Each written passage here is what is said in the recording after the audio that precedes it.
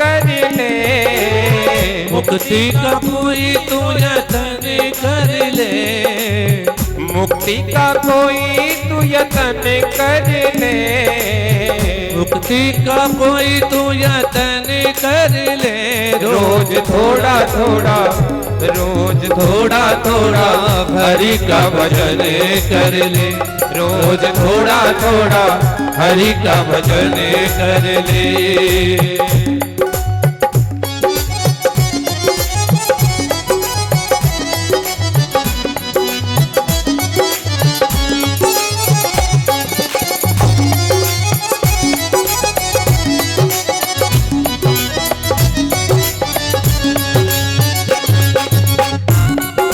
हरि हरि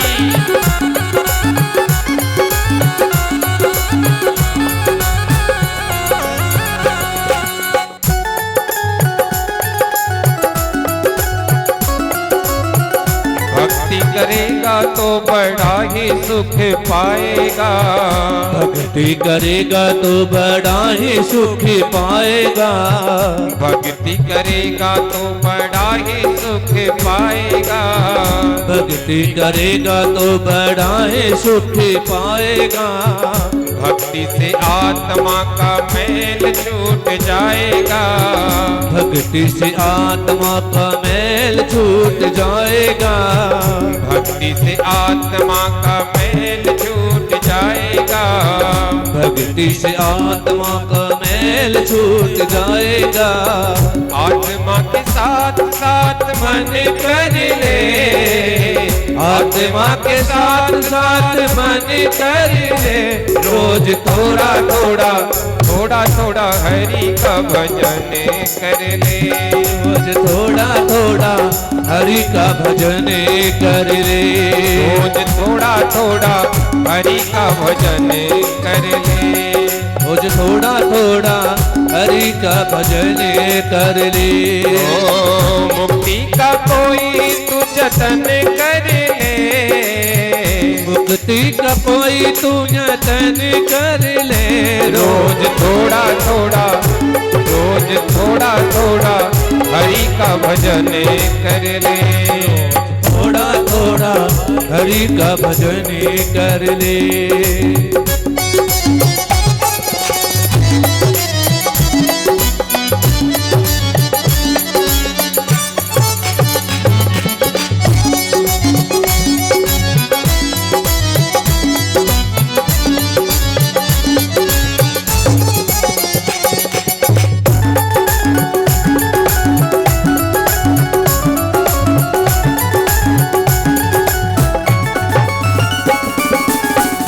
संगत करे अच्छे लोगों की।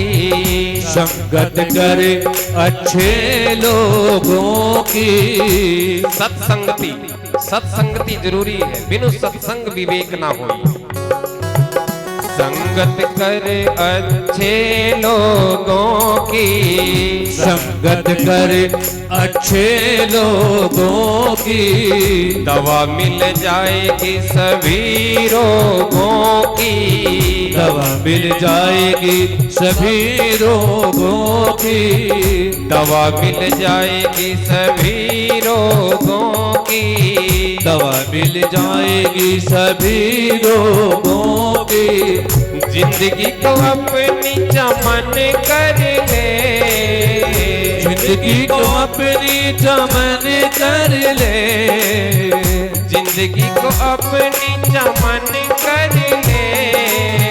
जिंदगी को अपनी चमन कर ले। रोज थोड़ा थोड़ा, रोज थोड़ा थोड़ा हरि का भजन कर ले। थोड़ा थोड़ा हरि का भजन कर ले। रोज थोड़ा थोड़ा हरि का भजन कर ले। मुक्ति का कोई तू यतन कर ले। मुक्ति का कोई तू यतन कर ले। मुक्ति का कोई तू यतन कर ले। रोज थोड़ा थोड़ा हरि का भजन कर ले। रोज थोड़ा थोड़ा हरि का भजन कर ले। रोज थोड़ा थोड़ा थोड़ा हरि का भजन कर ले। रोज थोड़ा थोड़ा हरि का भजन कर ले। रोज थोड़ा थोड़ा हरि का भजन कर ले। रोज थोड़ा थोड़ा हरि का भजन कर ले। रोज थोड़ा थोड़ा हरि का भजन कर ले। जय जय श्री राधे, जय जय श्री राधे, जय जय श्री राधे। थोड़ा थोड़ा ही सही अभ्यास। बंधु माताओं, जीवन का कल्याण हरि भजन बिना है नहीं। सभी संत महापुरुषों का यही उपदेश है, यही कथन है। अपनी आत्मा को निर्मल बनाएं। भगवान के भजन के बिना बात बनने वाली है नहीं। नाम जप की आदत होनी चाहिए। ऋषभ देव जी महाराज अपने पुत्रों को यही शिक्षा दे रहे हैं। महापुरुषों का संग मोक्ष का तथा कामियों का संग नरक का दरवाजा बन जाता है। यानी कि जो महापुरुषों का संग है ये मोक्ष का दरवाजा है, और जो कामी पुरुष हैं, विकारी पुरुष हैं, उनकी संगति यदि हो जाए तो फिर नरक का दरवाजा उसको कहा गया है। भगवान ऋषभ देव जी ने सिद्धियों को भी ठुकरा दिया था। यानी कि इतनी सारी सिद्धियां उनके पास थी, लेकिन उन्होंने सिद्धियों को भी ठुकरा दिया।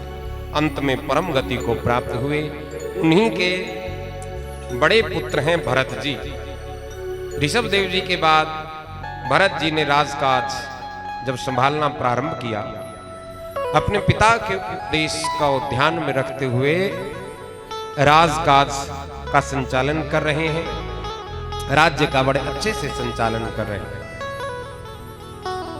जनता को जनार्दन का रूप मान करके उसकी सेवा करते हैं। और आखिर एक दिन उनके मन में भी आया कि संसार में लिप्त कब तक रहा जाए। ना धन की कमी है, ना पद की कमी है, ना प्रतिष्ठा की कमी है, किसी भी प्रकार की कोई कमी नहीं। लेकिन उनके मन में भी आया कि भगवान का भजन, पूरी तरह से भगवान का भजन, यानी कि सब प्रकार के कर्तव्यों से जब वो निवृत्त हो गए। ध्यान देना बंधु माता, जब तक जिम्मेदारी है तब तक खूब काम करें, सांसारिक काम करें, खूब धन कमाएं, खूब इकट्ठा करें, खूब संग्रह करें, कोई बुरी बात नहीं। लेकिन कभी तो जीवन में ऐसी अवस्था आए जब हम थोड़ा ये विचार करें कि साथ कुछ भी जाने वाला नहीं है, जिससे कल्याण होना है, जिससे हमारा मार्ग सुखद हो जाए, जिससे हमारी आगे की यात्रा सुखद हो जाए। ऐसा कुछ हमारे पास जमा है कि नहीं? इतनी पूंजी हमारे पास जमा है कि नहीं है जो रास्ते में काम आए। और बड़ा सुंदर सा एक भाव है। पूरा भजन तो नहीं गाया जाएगा क्योंकि फिर समय भजनों में ही लग जाएगा, आगे के प्रसंग छूट जाते हैं। ऐसी कमाई कर लो जो संग जा सके, ऐसी कमाई कर लो जो संग जा सके, मुश्किल पड़े तो राह में वो काम आ सके, मुश्किल पड़े तो राह में वो काम आ सके। तो ये विचार करें कि हमारे पास कुछ ऐसी कमाई है या नहीं। धन कमाया है, अच्छी बात है, वो संसार के सुख सुविधा देगा, बढ़िया है। लेकिन हमारे पास कुछ ऐसी जमा पूंजी है या नहीं है जो जमा पूंजी हमारा इहलोक भी सुधार दे और परलोक का मार्ग भी प्रशस्त कर दे। ऐसी पूंजी हमारे पास है कि नहीं? तो भरत जी महाराज के मन में विचार आया कि मैं राजकाज को से निवृत्त होकर अपनी जिम्मेदारी किसी और को सौंप करके और वन में जाकर के भगवान की भक्ति कर। ऐसा उनके मन में विचार आया। राजकाज छोड़ करके वन में गए, वन में तपस्या करने लगे, भगवान की भक्ति करने लगे। भक्ति करते करते एक दिन एक मृग शावक को देख लिया। मृग शावक क्या, यानी कि एक हिरणी ने एक बच्चे को जन्म दिया, उसके पीछे शेर लगा हुआ था और वो दौड़ी दौड़ी जा रही थी बेचारी अपनी जान बचाने के लिए। शेर से बचने के लिए, उस सिंह से बचने के लिए जैसे ही उसने नदी से छलांग लगाई तो वो वहां आकर के गिरी जहां महात्मा भरत तपस्या कर रहे थे। महात्मा भरत ने उस हिरणी की ओर जब देखा, वो प्रसव पीड़ा से व्याकुल हो रही थी, उसने एक बच्चे को जन्म यानी के दिया। वो मृग शावक, छोटा सा बालक, यानी कि उसको जन्म दे करके वो हिरणी, उसके प्राण पखेरु उड़ गए, क्योंकि इतनी लंबी छलांग लगाई थी। उस प्रसव पीड़ा से उसका अंत हो गया, देहांत हो गया। और उस छोटे से उस मृग शावक को, मृग के बच्चे को महाराजा भरत ने ही उसका पालन पोषण किया। अब पालन पोषण करते करते करते करते उस मृग शावक के मोह में फंस गए। देखो, मोह जरूरी नहीं है अपने पुत्र पुत्री के प्रति, अपनी संतान के प्रति, अपने घर परिवार के प्रति ही होता है। किसी का किसी जीव के प्रति मोह हो जाता है, किसी का कुत्ते के प्रति इतना मोह हो जाता है, कुत्ते के बिना रह ही नहीं सकते, सारा दिन उसको घुमाते फिरते। तो किसी का किसी जीव में मोह हो जाता है, किसी का किसी जीव में मोह हो जाता है। मोह आखिर मोह ही है, बंधन है मोह। गए तो भजन करने के लिए थे और उस मृग शावक के मोह में फंस गए। ये कथा हम सबकी कथा है, केवल महाराज भरत की ये कथा नहीं है, हम सबकी ही कथा है। हम सब भी संसार में आए तो क्या करने हैं, और मृग शावकों के मोह में, यानी कि किसी ना किसी मोह में हम फंसते हुए चले जाते हैं। तो मोह में फंसे तो भगवान के भजन को भूल गए। जो जप का नियम था, भाई इतनी देर जप करना है, इतनी माला जप करनी है, उस नियम को भूल गए। नियम में व्यवधान आता है मोह से, मोह का सबसे बड़ा नुकसान यही हो जाता है। और आखिर क्या हुआ, कथा तो बड़ी विस्तृत है। एक दिन वो मृग शावक जब वो बड़ा हो गया तो वो जिस जाति का था उसी जाति में जाकर के मिल गया। यानी कि हिरणों का एक झुंड आया और उस झुंड के साथ साथ वो बच्चा जब बड़ा ही हो गया था, उनके साथ मिलकर के वो भी चला गया। लौट करके नहीं आया, वापस लौट करके नहीं आया। भरत जी महाराज उस मृग के मोह में इतने व्याकुल रहने लगे, सोते जगते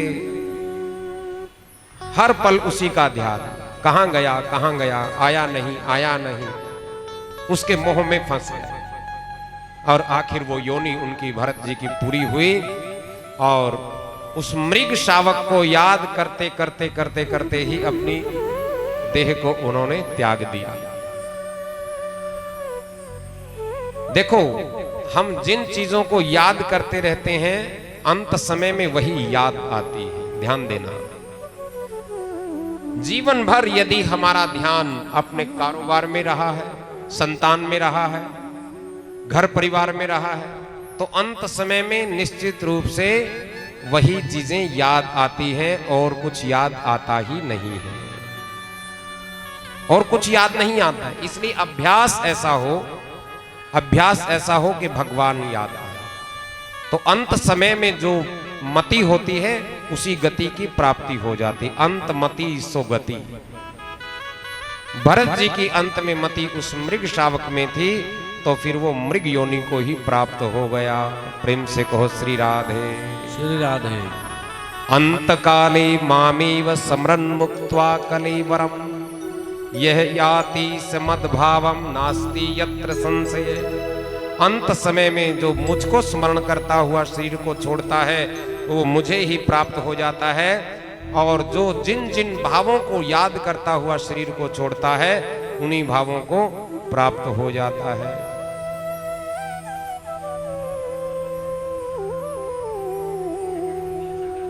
तो मृग की योनि उसको प्राप्त हुई। मृग की योनि जरूर प्राप्त हुई, लेकिन इस मृग की योनि में भी उसे अपने पूर्व जन्म की स्मृति शेष है। गीता का एक श्लोक है, ध्यान दे करके सुन। हमारे कई संशयों को ये दूर कर देगा। हम लोग सोचते हैं भाई मैंने इतने साल भक्ति की थी, फिर मैंने छोड़ दी। मैंने इस नाम का जप किया था, फिर मैंने छोड़ दिया। कुछ प्राप्त तो हुआ नहीं, फिर मैंने छोड़ दिया। मैंने इस निमित्त इस मंत्र का जप किया था, लेकिन कुछ हासिल तो हुआ नहीं, हाथ पल्ले तो कुछ लगा नहीं, इसलिए फिर सोचा कि क्यों चक्कर में पड़े, छोड़ दिया। ऐसा बहुत सारे लोग करते हैं, बहुत सारे साधक ऐसा करते हैं। किसी संत महापुरुष के कहने पर या उनकी कृपा से किसी मंत्र का, किसी नाम का जप प्रारंभ तो कर देते हैं, खूब करते भी रहते हैं। अच्छा, हम में से कोई किसी तीर्थ पर जाए, मानो कि हम वृंदावन जाएं, वृंदावन जाएं, संग बड़ा अच्छा है, बहुत अच्छे संग के साथ हम वृंदावन चले गए। 1 दिन 2 दिन 3 दिन ब्रजवास किया, राधे राधे राधे राधे का खूब जप किया, खूब कीर्तन किया, और माला और झोली लेकर के बहुत सारे नर नारियों को, बहुत सारे साधकों को वहां देखा, तो हमारे मन में भी आता है हम भी बस अब जप किया करेंगे। माला खरीद लेते हैं, झोली खरीद ली, माला खरीद ली, और खूब वहां बैठ करके उस पवित्र भूमि में जप भी करते हैं। क्योंकि संगति का असर हो गया। जैसी संगति में गए हैं, जैसा वातावरण देख रहे हैं, सब ही राधा रंग में रंगे हुए हैं, हम भी उसी रंग में रंग जाते हैं। ठीक है, जप करना प्रारंभ कर दिया, ठाकुर जी को ले आए, ठाकुर जी को घर में विराजित कर दिया। अच्छा, फिर बहुत धीरे धीरे धीरे धीरे क्या होता है, फिर जैसा वातावरण हम यहाँ का देखते हैं, अपने पास पड़ोस का वातावरण देखते हैं, फिर उसी में रच बस जाते हैं। फिर सोचते हैं जप करके क्या करना। धीरे धीरे धीरे धीरे, यानी कि पहले मानो कि 11 माला का जप कर रहे थे, धीरे धीरे वो 7 पे आ गया, 7 से वो 5 पे आ गया, 5 से वो फिर 3 पे आ गया, 3 से फिर वो 2 पे आ गया। फिर सोचा कि क्या करें, टाइम तो लगता ही नहीं, और माला झोली को रख के प्रणाम कर लेते हैं, बस ऐसे ही प्रणाम कर लिया करेंगे। प्रणाम प्रणाम पे आ गए भाई, वैसे ही बस ज्योत जगा लेंगे और प्रणाम कर लिया करेंगे, प्रणाम पे आ गए। और फिर इतने धीरे धीरे धीरे धीरे जगत में इतने रच बस जाते हैं, कभी कभी तो उस प्रणाम को भी भूल जाते हैं। फिर सोचते हैं चलो मानसिक प्रणाम कर लेंगे। भाई भगवान तो सब जगह है, चलते चलते चलते फिरते खाते पीते सोते जगते भगवान को याद कर लेंगे, कोई जरूरी थोड़ी है माला लेकर के बैठना। और जैसा जैसा विचार हम करते चले जाते हैं, ये मनीराम जो मन है ना हमारा, वैसा ही हमें सलाह देने लग जाता। हाँ ठीक है, बढ़िया है, मानसिक कर लो, क्या जरूरत है, कोई माला जपना कोई जरूरी थोड़ी है, मानसिक कर लो, मानसिक बढ़िया रहता है। मानसिक जप भी ठीक है। वो मानसिक जप के बारे में एक कहानी याद आती है, हर कथा में उस बात को लगभग लगभग वो याद आ ही जाती है। मानसिक भी करो तो कैसा करो, मानसिक जप भी हो, मानसिक पूजा भी हो तो कैसी हो। एक ऐसे ही एक गोसाई जी के साथ एक सेठ जी की मित्रता थी। गोसाई जी भगवान के बड़े प्रेमी भक्त थे, अनेक लोगों को भक्ति की प्रेरणा दिया करते, नाम जप की प्रेरणा देते।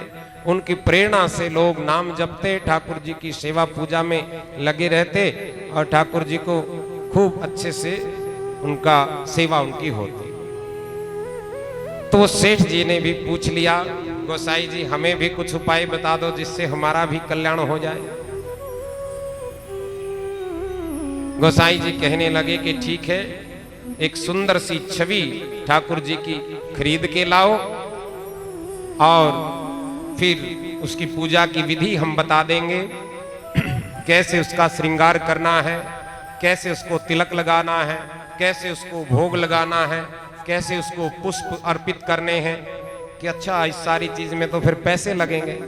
बोले हाँ पैसे तो लगेंगे, कि नहीं पैसे खर्च नहीं करने हैं, ना हमने ठाकुर जी खरीदने क्योंकि उसमें पैसा लगेगा, ना उनकी श्रृंगार के कोई भी वस्तु खरीदनी उसमें पैसा लगेगा। फूल खरीदेंगे, फल खरीदेंगे, मिष्ठान खरीदेंगे, उसमें पैसा लगेगा। पहले हाँ पैसा तो लगेगा, थोड़ा बहुत तो खर्च होगा। कि नहीं नहीं, गोसाई जी कोई ऐसी पूजा बता दो जिसमें पैसा ना लगे।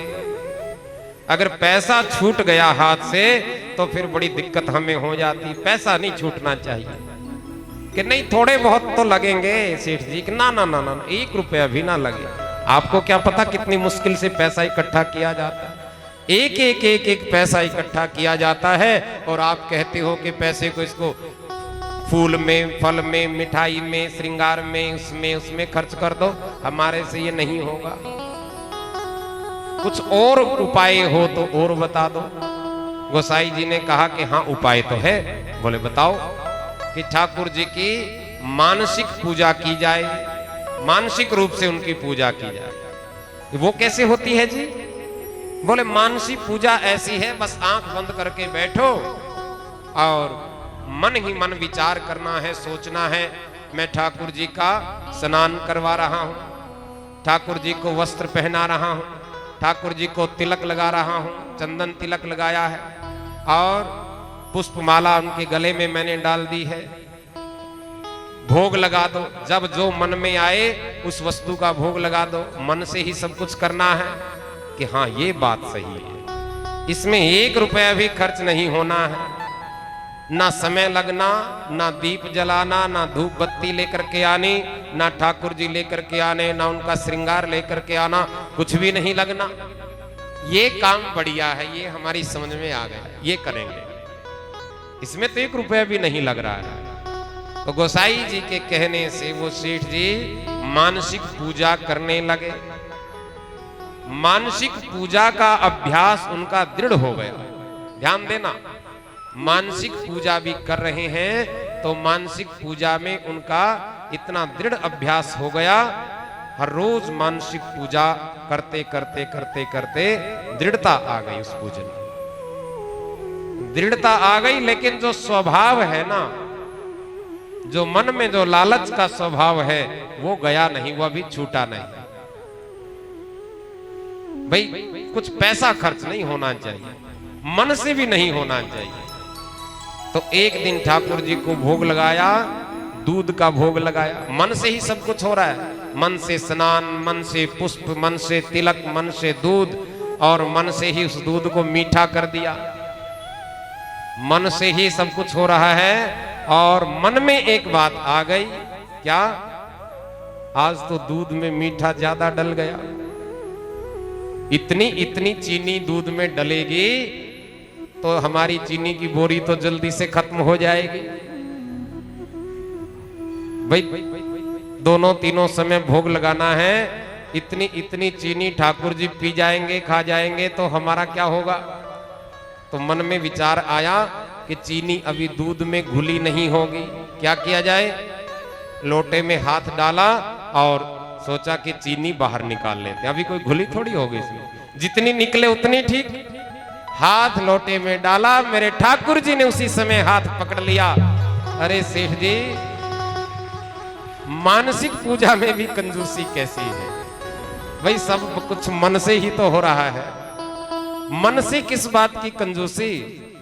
जब पैसा 1 रुपया नहीं लगना, 1 ढेला खर्च नहीं होना, तो फिर तो खुले मन से होना चाहिए, खुले मन से। यानी कि भगवान तो मानसिक पूजा से भी इतने प्रसन्न हो जाते हैं।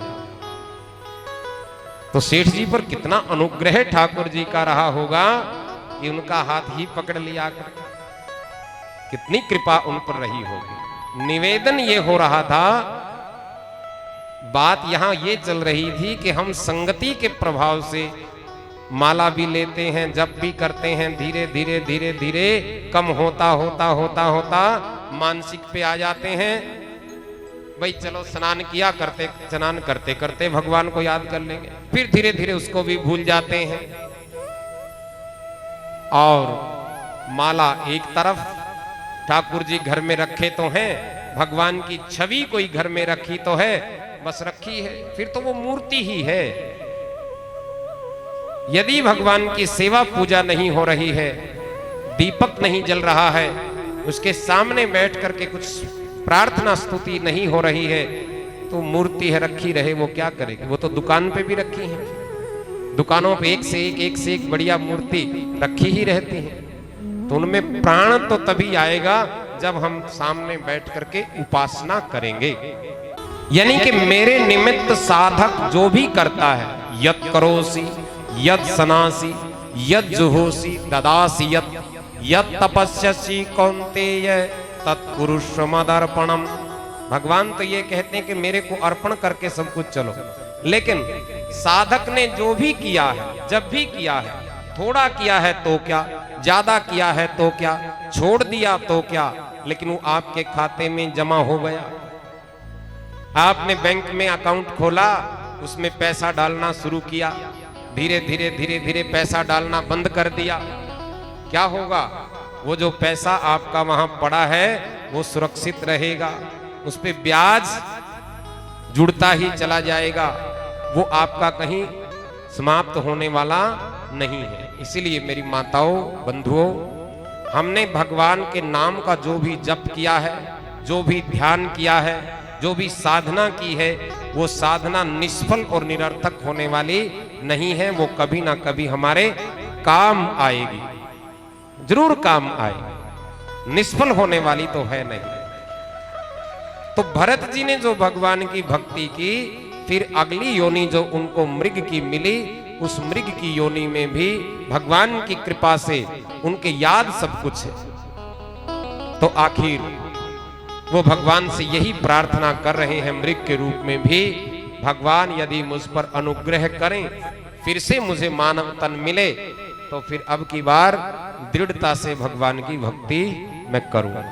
प्रेम से कहो श्री राधे। और आखिर वो मृग की योनि भी पूरी हुई और फिर तीसरा जन्म भरत जी का हुआ। तीसरा जन्म उनका हुआ तो नाम अब भी उनका भरत ही हुआ। एक अच्छे वैष्णव कुल में उन्होंने जन्म लिया, लेकिन जन्म लेते ही माता पिता का भी देहांत हो गया, भाई भाभी ने पालन पोषण किया। जैसे होश संभाला तो बस ध्यान में एक ही बात है कि अब की बार ये जो मानव तन मिला है, सावधानी पूर्वक एक निष्ठ होकर के भगवान की भक्ति में ही लगे रहना। संसार विचलित करता है, विचलित होना नहीं है। संसार की वासनाएं विचलित करती हैं, विचलित नहीं होना है। बस दृढ़ता पूर्वक इस जीवन में भगवान की भक्ति में ही लगे रहना। देखो, कभी संसार का राग हमें विचलित करता है, कभी संसार का द्वेष हमको विचलित करता है। राग क्या है? आसक्ति। आसक्ति हमको विचलित करती है और कभी हमको द्वेष विचलित करता है। लेकिन भरत जी महाराज विचलित नहीं हुए और आखिर बड़ा विस्तृत चरित्र भरत जी का है और दृढ़ता पूर्वक वो भक्ति करते गए। एक दिन राजा रहुगण की यात्रा जा रही थी, सवारी उनकी जा रही थी। एक सेवक उनका बीमार हो गया तो भरत जी को ही उनकी पालकी उठाने के लिए उसमें लगा दिया। भरत जी पालकी उठा करके चलने लगे, यानी कि 4 कहार उस पालकी को उठा रहे हैं। और जब भरत जी चलते हैं तो नीचे देख करके चलते हैं, पांव के नीचे कोई कीट पतंग ना आ जाए, कोई जीव ना आ जाए, और आता है तो उससे बच के चलते हैं। वो हिचकोले खाने लगती है तो राजा रहुगण व्यंग में उसको कहने लगा कि देखो, वैसे तो कितना मोटा ताजा है लेकिन चलना नहीं आता, ये है वो है, ऐसा कहा। तो महाराज भरत फिर वही आत्मा के बारे में कहने लगे कि राजन, मोटा होना पतला होना ये शरीर का धर्म है, ये आत्मा का धर्म नहीं है। जीवन और मृत्यु शरीर के धर्म है, ये आत्मा के धर्म नहीं है। तो जब ऐसे आत्मा की बात सुनी, कोई साधारण तो ऐसी बात कर नहीं सकता। महाराज जो रहुगण थे उन्होंने अपनी यात्रा को रुकवाया और उनके कंधे पर, भरत जी के कंधे पर जनेऊ को देखा। जनेऊ को देख करके कहने लगा कि हे ब्राह्मणों का चिन्ह, ये यज्ञोपवीत धारण करने वाले तुम कौन हो? और मैं किसी से नहीं डरता, ना हम विसंगे सुर राजवधांग, मैं इंद्र के वज्र से नहीं डरता, मैं रुद्र के त्रिशूल से भी नहीं डरता, यमराज के दंड से भी मैं नहीं डरता। लेकिन मुझे यदि डर लगता है तो ब्राह्मण कुल के अपमान से डर लगता है। प्रेम से कहो श्री राधे। भाई मैं और किसी चीज से नहीं डरता, लेकिन ब्राह्मण कुल का मेरे से अपमान हो जाए, इससे मुझे बड़ा भारी भय लगता है। ब्राह्मण के तिरस्कार से बहुत कुछ हानि हो जाती है। तो इस तरह से राजा रहुगण ने कहा। तो फिर महाराजा राहुगण को उपदेश देने लगे। रहुगण को भरत जी ने सुंदर उपदेश दिया है। ये वर्णन भागवत के 5वें स्कंद में आया है। बोले श्री वृंदावन बिहारी लाल की जय। फिर सुखदेव जी महाराज भूगोल और खगोल का उपदेश राजा परीक्षित को दे रहे हैं और इस जगत के बारे में बताया। इसमें 14 भुवन हैं। ब्रह्मांड का विस्तार कितना है? बोले 50 करोड़ योजन तक इसका विस्तार है। 7 इसमें द्वीप हैं, 7 इसमें समुद्र हैं। पृथ्वी से 99,000 योजन दूर दक्षिण में नरकों की व्यवस्था है। नरकों का वर्णन आया। हम ज्यादा नरकों की बात यहाँ करेंगे नहीं। हम चाहेंगे कि नरक में जाने वाले जो दुख हैं, ध्यान दे करके बस इस प्रसंग को एक बात कह करके हम पूर्ण करेंगे। नरक में लेकर के जाने वाले जो दुख हैं, जो पाप हैं, वो सब दुख, सब शोक, सब संताप आप सभी कथा प्रेमियों के नष्ट हो जाएं और नरक किसी को भी प्राप्त ना हो। बोली श्री वृंदावन बिहारी लाल की। भाई हम तो भगवान के हैं, भगवान हमारे हैं, हमें नरक में क्यों जाना है? हम राम जी के राम जी हमारे हैं। हम राम जी के राम जी हमारे हैं। हम राम जी के राम जी हमारे हैं। राम जी के राम जी हमारे हैं। हम राम जी के राम जी हमारे हैं। हम राम जी के राम ही हमारे हैं। वो लाखों पापी तारे हैं। वो लाखों पापी तारे हैं। वो लाखों पापी तारे हैं। वो लाखों पापी तारे हैं। हम राम जी के राम जी हमारे हैं। हम राम जी के राम जी हमारे हैं।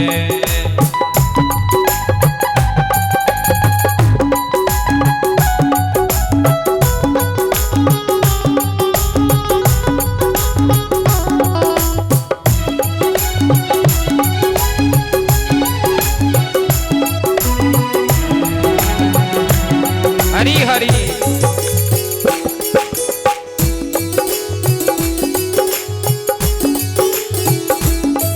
मेरे तो प्राण आधारे हैं। मेरे तो प्राण आधारे हैं। मेरे तो प्राण आधारे हैं। मेरे तो प्राण आधारे हैं। हम राम जी के राम जी हमारे हैं। हम राम जी के राम जी हमारे हैं। भाव के साथ दोनों हाथ ऊपर उठाते हुए भाव से गाइए, हे प्रभु हम आपके हैं। हम राम जी के राम जी हमारे हैं। हम राम जी के राम जी हमारे हैं। हम राम जी के राम जी हमारे हैं। हम राम जी के राम जी हमारे हैं। हम राम जी के राम जी हमारे हैं। हम राम जी के राम जी हमारे हैं। हम राम जी के राम जी हमारे।